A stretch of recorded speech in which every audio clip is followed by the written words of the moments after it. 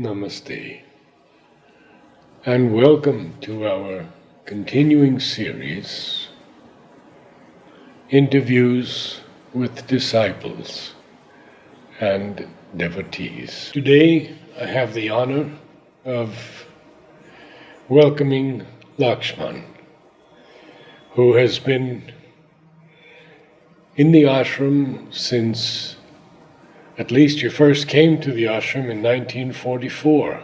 Yes. And your greatest interest is in following the mother's guidance on physical education. Can you tell us a little bit about this, Lakshman? Yes. And welcome to you. Thank you. Thank you. It's been something that has absorbed me pretty much all my life. My physical connection with the mother happened to form through physical education. I had the good fortune of not only having the opportunity but having some abilities.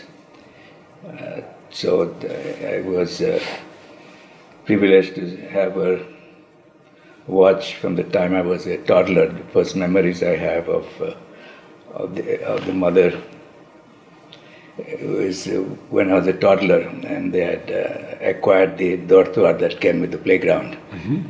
So we used to have the activities in the playground, and the first activities I remember doing in front of her is what they call rabbit race and sack race, all of these things, and potato race, where you ran across, and she would be standing at the finish line watching intently, and giving out prizes. And then I remember after that watching gymnastics, that time Dayakar and then Mona were the gymnasts, That time I remember Dayakar doing vaulting as my first memory, and doing a somersault and landing on the vaulting box on his back, and he hurt his back. And for I don't know how long, but every evening as mother returned from the playground, she would stop by his place and visit with him. That's how much personal care she gave each and every one. The year after we moved here in 45, my family in Hyderabad was pressing my father to bring. They wanted to see me, so they wanted, finding an excuse. They said, we have to do this hair cutting ceremony. Why don't you bring Lakshman? He's at the right age. So when my father approached the mother, she said, "You don't have to go there. I will cut his hair." So she trimmed my hair. First haircut I had was from the mother. I still had pretty long hair until then. The sports, the tennis ground. When it was acquired in 48, the track and field athletics used to take place in the tennis ground. The running used to happen in the mornings, but the afternoon, the high jumps, I remember her watching Gangaram and Suman competing for the first place in high jump. So all the athletic events used to take place in the tennis ground. And our Gangaram is now, I believe, 92. Yes. Incredible. Yes, and still so strong. Yeah. No, I remember. That's my first memory of watching athletics, was watching Suman and Gangaram. And I believe in the article that you wrote in the Golden Chain, you mentioned that the running races were done along the beach. Yeah, yes. Were they done on the beach or on the road? On the beach road. On the beach road. The starting point used to be right in front of the tennis ground entrance, the farthest nearest to the tennis court. Mm-hmm. And then you had 100 meter, 200, 400, to 1500 meters, going back and forth. Because it's... and of course, in those days, it was so quiet. Yeah, there were so few people. No one. Basically an extension of the ashram, the beach road. Yeah, the only people we saw walking in the evening would be a few ashram people. You never saw anybody else but ashram. It was almost like a private belong to the ashram. Yeah, that's changed now, obviously. But that was how it was, and the intensity, the interest with which she watched. It was not just showing up as you see many people, politicians all the time coming to an event just because they have to show their face. It was definitely not the case with the mother. She came there with the intensity, and that was true with whatever she did, the attention she gave. We used to she used to take French classes when you maybe 6, and she'd give dictation. We'd be sitting around her, and then she'll take each book and correct the spelling. So it was not just giving dictation, even she'd correct each once, with maybe 10, 15 of us. Subsequently, we used to write diaries to her, she respond, but not only respond to what were written, but also correct our French. So, and the details to which she took care of us, we were like in a golden bubble. Supported everywhere. I mean, we never went to our parents to ask for permission for anything. We went to the mother, we didn't. I remember one morning getting up and having a swollen lip. So after the morning darshan, 6:15, she used to see a few people around 7:30. So I ran up the stairs that we'd not take to go to Shermindu's room, and showed her my lip, and that cabinet is still there. She opened the top drawer, she had some kind of ointment, applied it on my lip, a few hours later it was gone. But that's the level of personal attention that you got from her. And when the sports ground was acquired, she used to come after tennis. What is amazing that people don't realize, every day of the year she played tennis from 4 to 5. But the hottest time, it didn't matter whether it was May or June or November. If it was not raining, she was playing tennis. And I had the good fortune of being one of her ball boys. So pick up the tennis ball for her, along with my brother and Sunil. Sunil used to be there at the umpire's chair. In your article, you didn't mention your brother's name. Oh, Ramraj, yeah, yes. Yeah, he's about 3 years older than I am. But yeah, so in sports ground, when we were doing track and field, she's always standing for the running races at the finish line with the holding the thread. I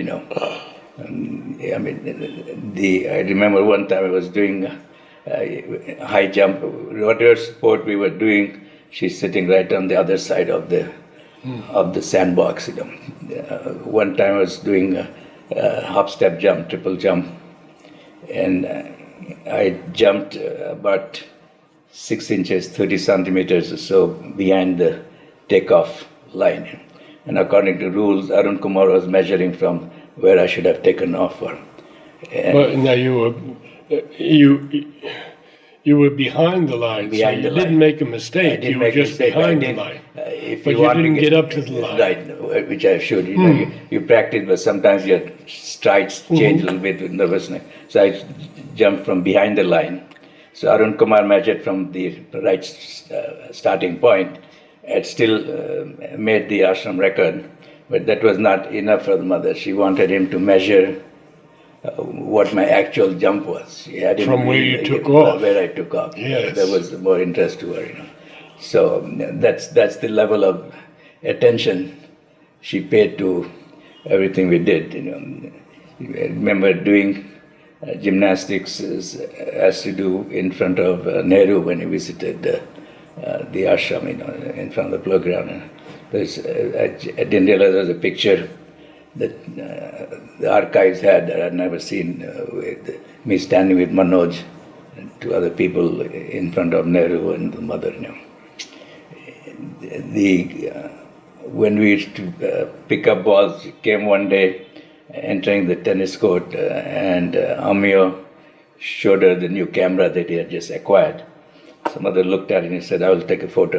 So we stood at the entrance, and she snapped this photo. So before Amio passed away, he gave that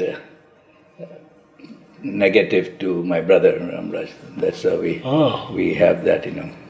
I didn't know that photograph existed. But it's amazing how much time she devoted to the body and physical education, and that's something I feel is missed out by people who have not been with her the time that she was actively participating in everything. Do you feel it's missed out in the ashram now? In the ashram, seems to be happening, talking to the captain, every time I come, I work out with the 12 to 14, 15-year-olds, in the playground, in the gymnastics. What has happened, the children have grown, they're 50% taller and bigger than they used to be nowadays, So it's a little harder for them to do gymnastics, but somehow it is hard to duplicate the mother's presence, physical presence. So the children who are there now have not had that contact, not been sufficiently exposed their parents or what have you. So it's making it very challenging for the parents, for the captains to initiate that kind of enthusiasm for exercise. Although some, after they've gone out, when they come back, they tell Parul they have try to maintain some form of exercise now, which is good news. When I left the ashram, I performed in front of the mother from the time I was 8-9 years old in gymnastics. And so I had promised myself that I'll try to keep myself as fit as the last time I performed in front of her, which was 1962. After that, she stopped coming out. And I have been fortunate enough to be able to do that. I watch between exercise and watching my weight every day. I've been able to maintain. I'm currently at the same weight I was in 1962. But what sort of opened my eyes to something more personal than a broader goal was when we did a retreat at the LA Center. And Vikas was going to be on physical education. Since Vikas noticed how physically active Hansa and I were, so he said we should have a retreat on physical education. And he pulled out some of Mother's writings on it. And that's when it hit me that this was how critical it was for her and why she was putting so much of her time on a daily basis. She played tennis in Paris, obviously. She used to hit a very hard forehand. She was a strong player. Oh. But people who didn't understand her thought she needed distraction, and she was playing tennis as a distraction from her yoga, But she has been trying to break down the traditional thinking on yoga. There was a period when she stopped meditation because people thought it didn't matter was yoga. They didn't quite understand integral yoga, what the specific uniqueness of that yoga was. So they felt they were doing yoga if they were doing meditation. And now I see in the Arabian Indian community that doing integral yoga means only exercise has to be asanas. Oh, really? I don't see any. Whether I go to the Om conference or Southeast, I don't see any times left for active physical activity.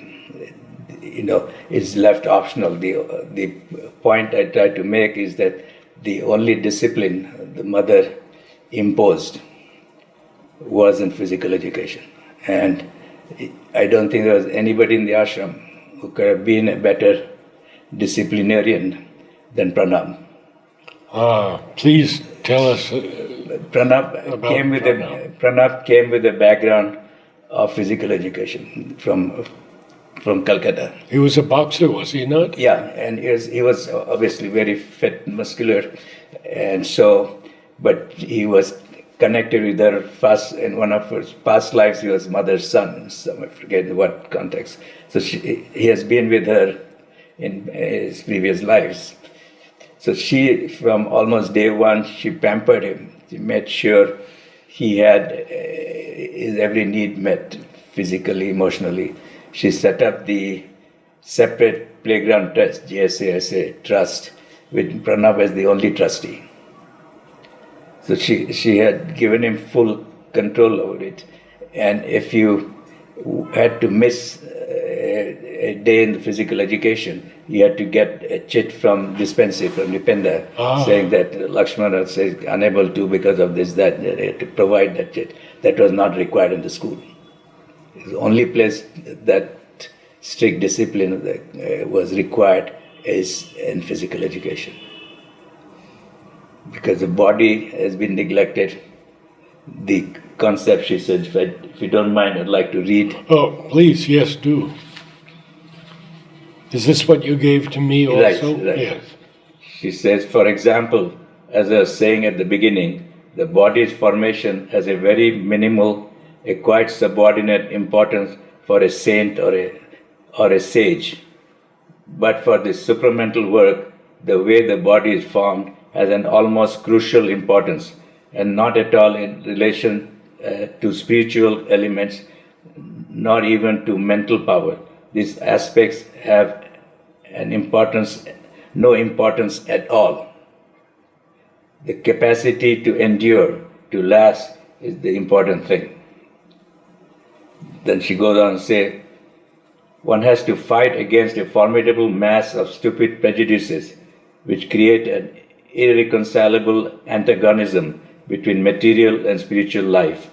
It is something so deep-rooted in human consciousness that it is very difficult to eradicate it, even in those who think they have understood Sri Aurobindo's teaching.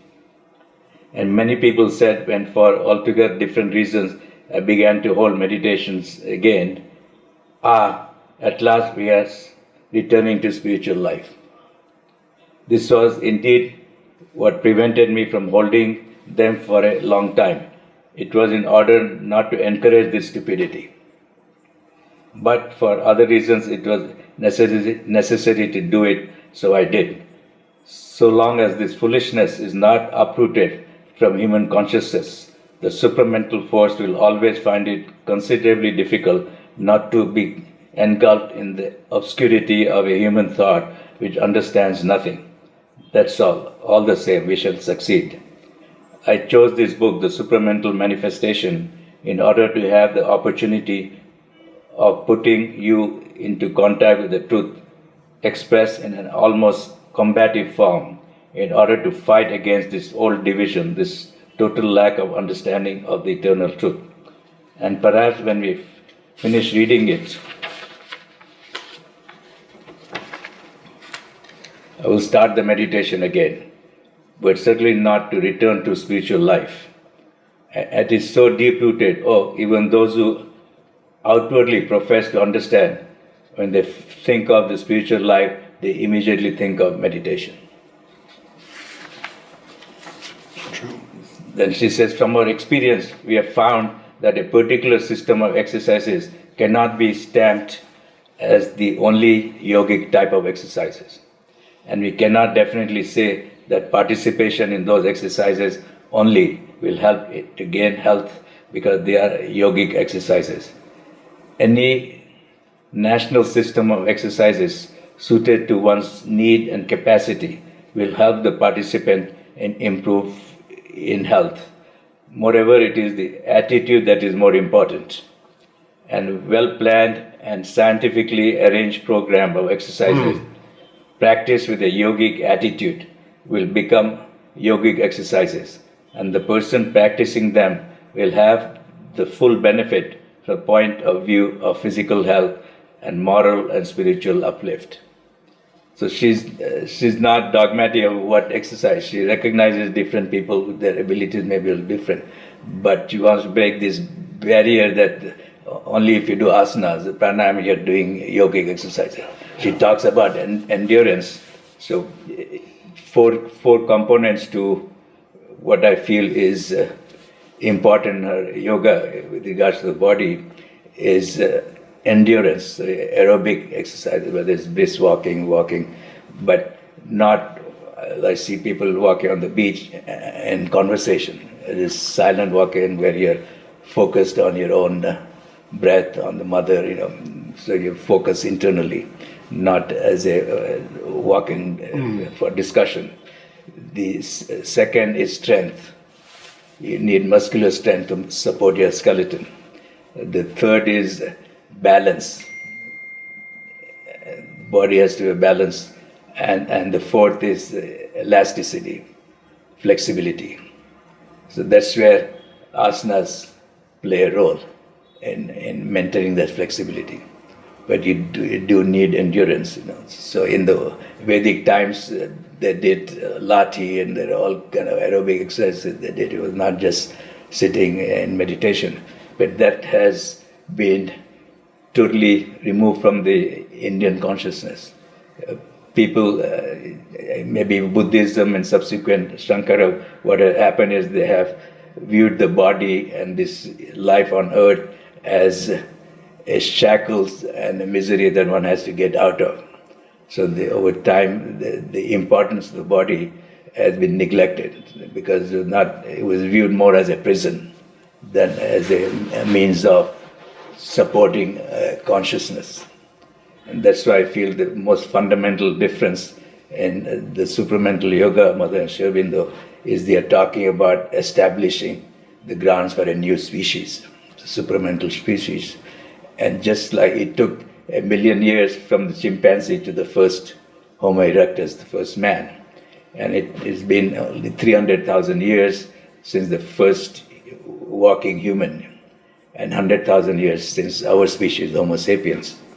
Now they're talking about a supramental consciousness, not the mental consciousness, which is so much more powerful that the body is going to have to be a lot stronger, a lot more enduring, a lot more elastic, has to change significantly to meet that.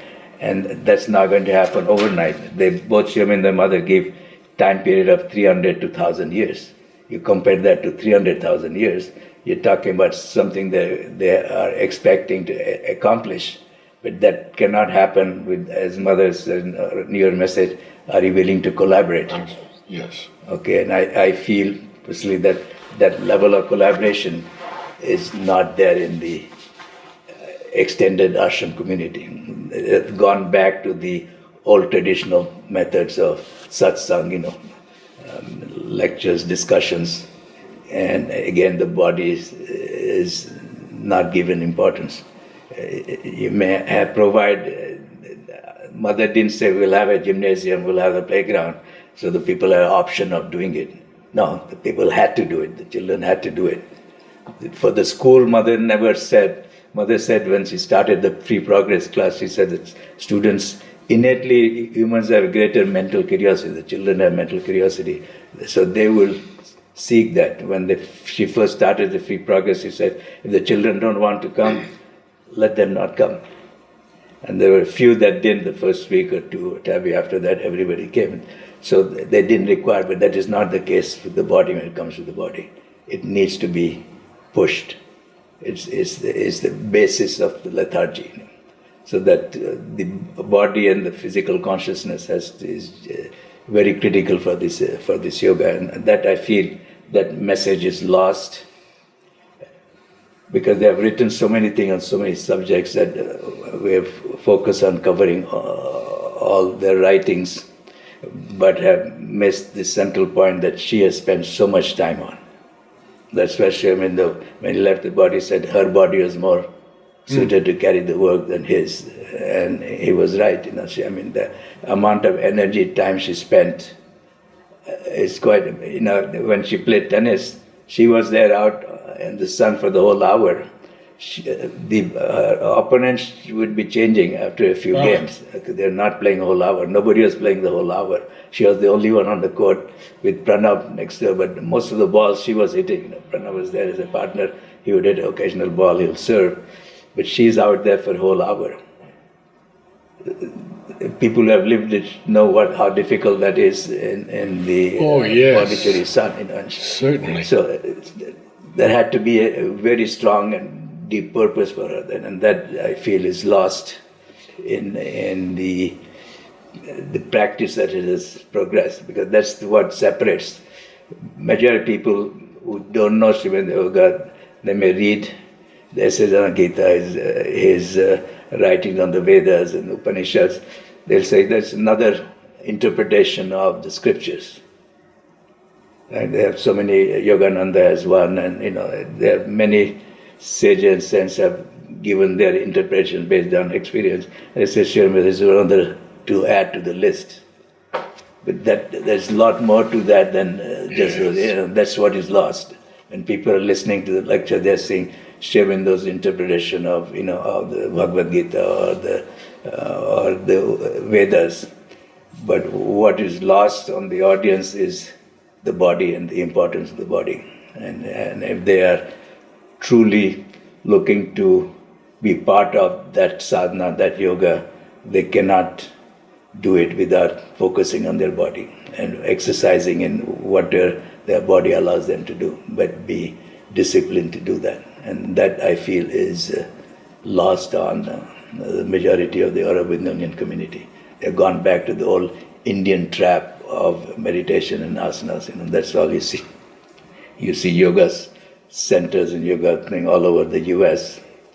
But interesting enough, as supramental consciousness is going to move things forward. I see till the 1980s, there were no health clubs in the United States. They came in the 80s only. When I went, you couldn't find any place you could go to, the YMCA had, but they didn't have any equipment or anything like that. But since the 80s, the exercise has become a part of a good percentage of the population. And you're seeing that around the world. In India now, I'm seeing that Modi started last year Fit India movement, and encouraging exercise and stuff.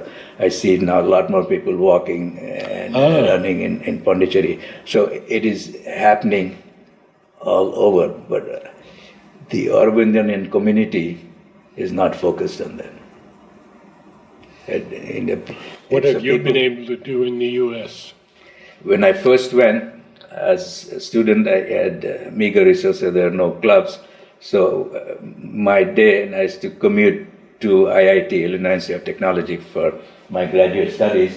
And I would, after I came back from school, 7, 8 in the evening, I had living as a paying guest with a Cuban family, and I had a room in the attic. It was like a large closet, like a dormitory room basically. But I had enough space that I used to do half knee bends done, then push-ups and stomach exercise. And I had some chemistry textbooks, because in the chemistry that I use as weights. Mm-hmm. So I exercise for half hour, 45 minutes, and shower, and then do more reading, So that's what I did.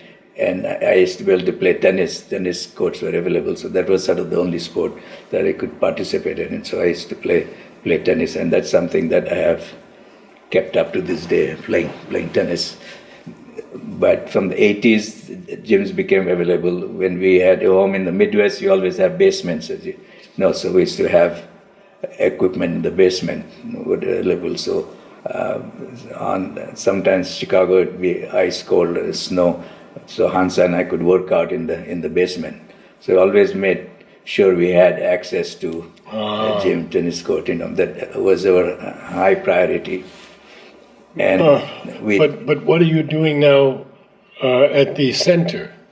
At the center, what we did the retreat, which has led to more people exercising regularly. And so several of all the youngsters, the ones with young families that have children, and they have space at home, I tell them, my son and daughter-in-law are physicians, both have 12-hour days, but they make time. So they've done the same thing we did. They have equipment at home. So they take turns exercising. Both of them exercise every day. They take turns looking after their daughter and exercise. We did the same, when we're raising our children. So I encourage them to do that.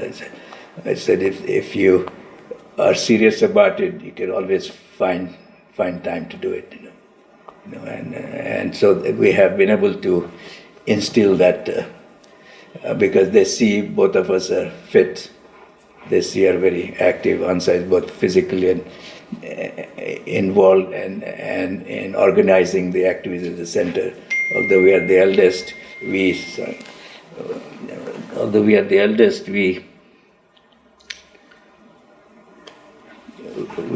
are very active. So it's by example, it motivates them. Mm-hmm. So, and we organize programs. New Year's Day, for example, Hansa started bringing all the families with children together on New Year's Day, and we meet at the center, and we'll have children participating. They will read something or poems or what have you, and the parents will have them read something from a mother's writing or what have you, or prayers. So we involve them in the activities. And so we have Darshan Day. In this next room, the children will be playing, while we are having a session. Then they participate in meditation, whatever that they're able to do with the children. So we make sure the children are involved with them. And do you give them exercise? Well, yeah, I have shown them some stretching exercises and that they should do every day. So before we start the darshan program, we try to keep some time that we can do a quick walk and some stretches as a group, And the several people from the center also on Saturdays, there's a gentleman who comes and does Tai Chi. So we're trying to get them to do whatever their age and their capacity permits, So we have been able to push that concept in the center. In the ashram here, yeah. Do you have anyone who you could work with? Well, I do with Parul, Mm-hmm. captain of that group. We did gymnastics together growing up, the demonstration and trampoline and all of this. So she's like an older sister to me. So whenever we come, Pranav had allowed me to work with her with the children that group. So I still do that. So what happens with these children, a new face, and they put a little more effort into it, and they see my age, and my enthusiasm, my willingness to do and show some things that I'm still able to do, it motivates them, But to maintain that, and I tell them that there are a couple of billion children in the world in their age group, teenagers. There are a few 100 million in India, and you're few out of 500 of you in the ashram. I said, you have to think about it and see how exceptional that is for you to be here, from all the children in the world, all the children in the ashram, that you are here, and that this opportunity that you have is so unique and exceptional. I said, even if you don't absorb, understand into yoga, I said, just from the simple fact that no amount of wealth in the world will mean anything to you if you don't have your health. So if nothing else, for your own selfish reason, you should focus on your health. And I have made it my way of meditation. So when I exercise in the gym, on stationary bike or whatever exercise I'm doing, I always close my eyes and focus on breath. And I find that as time goes, as I'm doing that, my mind, the only time I can get it sort of completely blank in occasions is only during exercise, not when I'm sitting in meditation. I find it much harder to do that. I do it to show in this room, but more frequently when I'm exercising. So I have a couple of prayers Shemendra prayer on the body that I recite. And recently, Srikant gave me her prayer in prayers and meditation. It's a short prayer on the body. So it's repeating those like mantra. So like she focus. But I find when she started, she had told us before you start your physical activity, you have a minute of concentration. So you gather your thoughts and your focus on what you're going to do. So that's what this allows me to do, is focus on the body, on my breath. Oh. And when you're that focused, then all the extraneous thoughts go away with time. And so I find it a lot easier when I'm doing activity like that to remain focused and quiet my mind through that, and reduce my brain activity. And basically, there had been time I was doing asanas in the gym, and after I was done, one of the people was observing. He said, "Did you hear that fire engine go by?" I said, "No, I didn't hear it." So, without my realizing it, it completely had no awareness of the surrounding. I am unable to personally do that when I just sit in meditation. It happens sometimes in Shobinda's room, but otherwise I find it personally very hard. But so now I find that my objective is to make more and more people aware of the importance of the body. With people who don't know anything about yoga, they just see me exercise and they're sort of motivated. People younger than me that see on the gym or on the tennis court, it motivates them. I don't have to tell them anything. It's just an example sometimes has a greater effect. So regardless of what their motivation, more people are exercising. So yes, it is sitting the groundward consciousness, like evolution. That's how evolution moves, But it would move faster. It could be 300 years instead of 1,000 years if more of us were doing it consciously, with the right attitude. But regardless, it is going to happen. Out of the millions you're exercising, even 100,000 do it with the right attitude.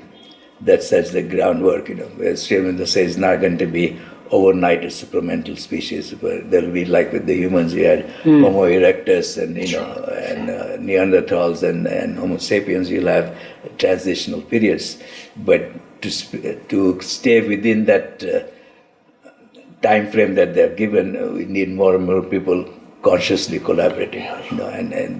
And there's no better community to do that with the Aurobindian community. They're familiar and understand the yoga, that recognize that the importance that they need to give in collaborating with regards to the body. Have you been in touch with the Aurobidians?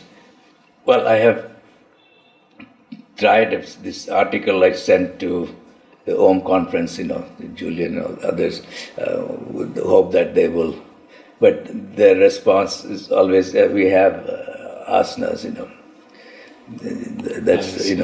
That is the barrier that unable to break in these conferences. I understand the conferences, but what about Auroville itself? Auroville, I'm not familiar with what they do at Auroville. My sense is everything is optional, which is fine, but I feel when it comes to physical education, that was the only thing Mother didn't leave as optional. It had to be a discipline. Yeah, it had, and that was the only discipline she imposed. Nothing else. The thing that Mother said clearly, you have to do this. This is the only thing she said. That should mean something to all of us. Yes.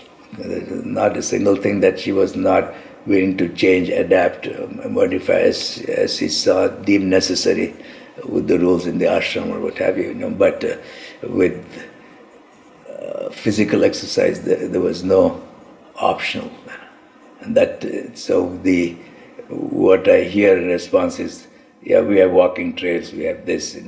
It's not fun having this, making time and making sure everybody who is participating does all of that, not as optional.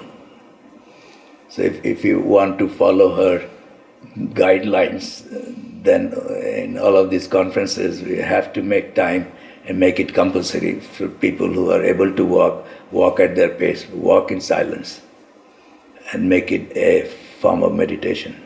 I would like to suggest to you that you formulate a paper as to how this is to be done, and I will give it to the working committee in Oroville. Okay. And we can see what happens there. Yes, I would be happy. As a first stage, perhaps. Yes. I'm not quite aware, but I think every community or these people are living in different areas out of Oroville. They can definitely organize. Absolutely. I have 100 to 150 people every week for the Om Choir. Yeah. So, right. So yes, that's a huge start if you get these people. Yes, if you can start it like that, it would be very good. Yeah, but they would have to have a very clear proposal on how it's to be done. And you have had that experience because of Mother. Yeah. And Pranab. Yeah. Yes. No, I think. Tell me a little bit more about Pranab and his sense of discipline and organization. Yeah, he had couple of very able workers with him. One was Ajit, other was Tara. Mm-hmm. They were brilliant in organizing. So we used to have sort of a surprise birthday demonstration for Pranab on October 18th. And Tara and Ajit used to organize that. Mm. And then that would then get expanded for the physical demonstration on 2nd of December. So it'd be like a preview, and then we'd add more to it.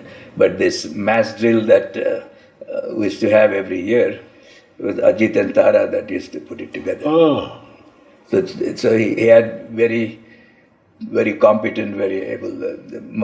In Green Group, when I was young, it was Tara who was teaching me gymnastics, And then it was Mona after that, and Bhatti, So they were they followed and they worked very well with him. And that was a huge help to him because his time obviously was committed with the mother, so he couldn't carry out these day-to-day details. But he had two people that understood what needed to be done, and they did it extremely well. So I remember as kids, we didn't want to be not seen by Pranab. So when I was doing one time gymnastics, it was 52, preparing for the 2nd December demonstrations, and I sprained my ankle pretty badly. So I was not going to be able to do it, but I sprained my ankle, but I didn't want to miss the mass drill exercise that Pranab used to come in the evening after we had finished all our practice. He would come and he'll conduct the mass drill. And being one of the shortest, I'd be in the front row. So I didn't want him to see me missing. And that's what happened. So I did the mass drill, limping, and I had a hard time. The ankle got swollen, but I didn't want to be absent. That was kind of discipline as a kid. You call it fear, but you want to be sure you are present. If you didn't want to make excuses, so you did that. But he instilled that in all of you. Yes, he did. Yeah, that's why I'm saying no. All the others that know in the ashram, from Nalini to Pavitra to everybody, son Udar,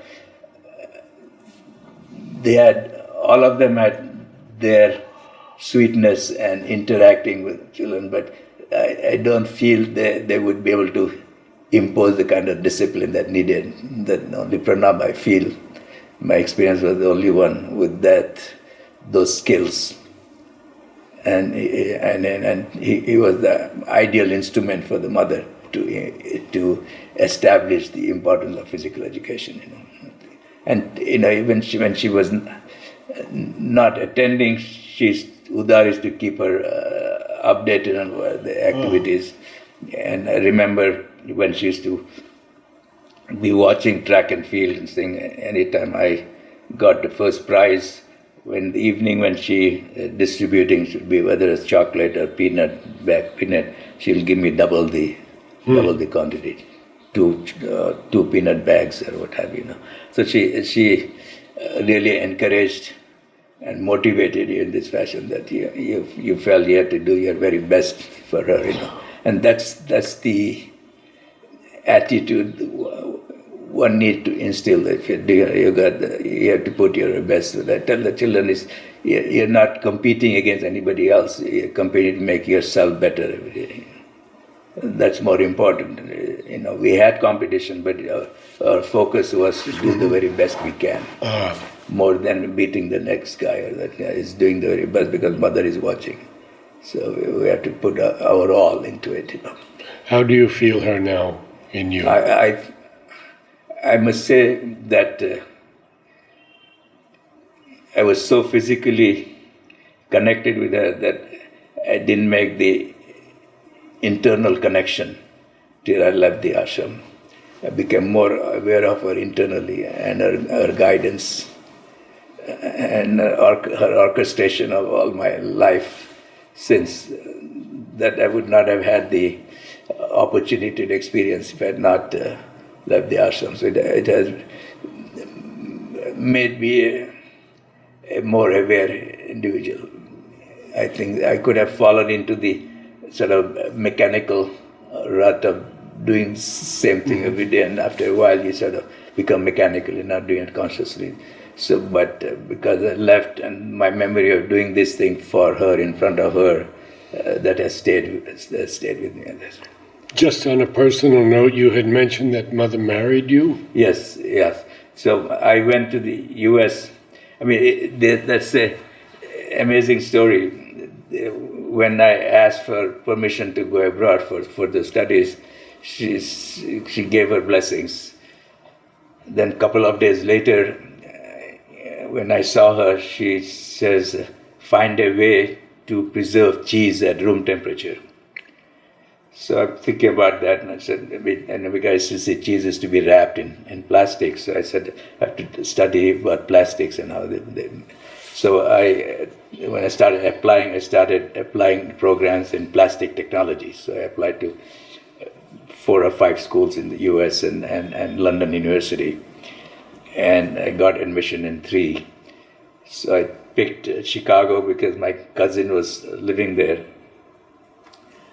So I got admission at IIT, Illinois Institute of Technology. The admission came from the chemistry department. So when I went with my father to get foreign exchange dollars, you had to go to the Reserve Bank and get their approval. So the guy looks at it and says, well, you're getting it in the chemistry department. We can't give you money to go for a degree in chemistry because you can do it here in India. So I went to the USIS library and found a catalog from the school, and in the catalog, the chemistry department, they had 1 course in polymer chemistry.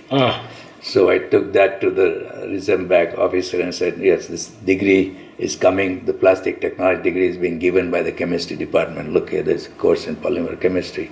He bought that and approved the monies. Now I get to Chicago and I tell them that I've come for a degree in plastic technology. And they say, who gave you admission? We never had such a program. Okay, so they said, we don't know how this happened. We have to review our process and this, that.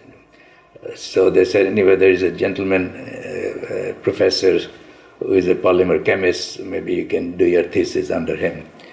So the first year I was in the chemistry department, and that's end of that first year, he left the school. He took an appointment with some other university. But he knew a professor in the biology department. He says, why don't you move there? So now I'm puzzled. So I write to mother saying, this is what happened. What should I do? So mother said, ignore what I said. It was just a passing comment on this plastic. What is being provided to you is a good one, So go ahead and do that. So if she had not made that quote passing comment, none of this would have happened, So after that, when I graduated in 70, the US was in a recession. My cousin had lost his job.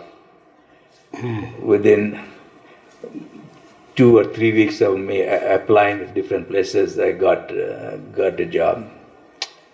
With Hansa was interesting. The day I was leaving, the week before I was leaving, Marilyn was an American lady who used to live in the ashram. Marilyn Widman? Yeah. A good friend of mine for many years. Yeah, so she, sweet lady. So she was guiding me in terms of the universities where to apply and all that. So I ran into her as I'm coming out of the ashram gate, and with her was Larry Jacobs. Okay, so she introduced me to Larry. He says he's on his way back. He's going to the US. He's just stopped by. So I said hello to him, talked for a couple of minutes maybe. So that December, this was in August I went here, that December, there's a foreign student advisor who is looking for me all over campus, So I said, what is the matter? He says, there is a Mr. Larry Jacobs looking for you. Okay, so here's a person I met for 2 minutes that stops to see me. So I spent time with him, and I tell him I'm trying to bring Hansa over this country. Can you help me? He says, I'll get my father to sponsor you. Oh. Okay, so he's a wonderful fellow, Larry Jacobs was one. Well, a chance meeting, so-called chance meeting. Okay, so he agrees to sponsor me. So Hansa is able to get the student visa, and get tourist visa. Tourist visa. She came tourist visa, and before she left, I requested if she would ask mother if we can get married. So she sent that to mother. So the mother said her blessings, and she said, "Come up to see me." And she gave Hansa a ring for me and for her. Oh. And then I had written to her about marriage, how it should be, this and that. She says, I don't know what's available in the US, but don't worry about it. Whatever works fine, But sending a ring. So I had befriended a couple from New York that he was an avid tennis buff, so we become good friends. So they invited us to New York, and we got married in a civil ceremony in Scarsdale, New York. And we had, Scarsdale. And we got photographs taken at the Bronx Botanical Garden. That was our wedding and a dinner at an Italian restaurant. But so when Hansa came, she did babysitting for 6 months, one semester, with some Indian friends that were looking for a babysitter on campus. So then she applied at Roosevelt University and got admission. But in order to change this tourist visa, student visa, she had to have a sponsor who was going to pay for her tuition. So I contacted Larry, and Larry sent letters sponsoring her, So he became amazing. So we were both able to go to school. And after the first year I was in the biology department, I got a full scholarship. It covered my tuition and room and board. And Hansa, after the first year, got a scholarship to cover her expenses. And I mean, it's few persons understand that, and generally they who are against this external discipline, this concentration on a material achievement like sports, are exactly the people who lack totally control over their physical being. But to realize the integral yoga of Sri Aurobindo, control of the body is one of the first indispensable steps. They who despise physical activities and people who will not be able to take a single step on the true way of integral yoga unless they get rid of their despise first. And this is underlined. The control of the body in all its forms is an indispensable basis. A body that rules you is an enemy. It is an unacceptable disorder. It is the enlightened will of the spirit that should rule the body, not that the body should impose its law upon the spirit. When one knows that a thing is bad, one should be capable of not doing it. And when one wants a thing to be realized, one must be capable of realizing it. You must not at every step be stopped by incapacity or bad will or want of cooperation from the body. For that you have to follow a physical discipline and become the master of your own house.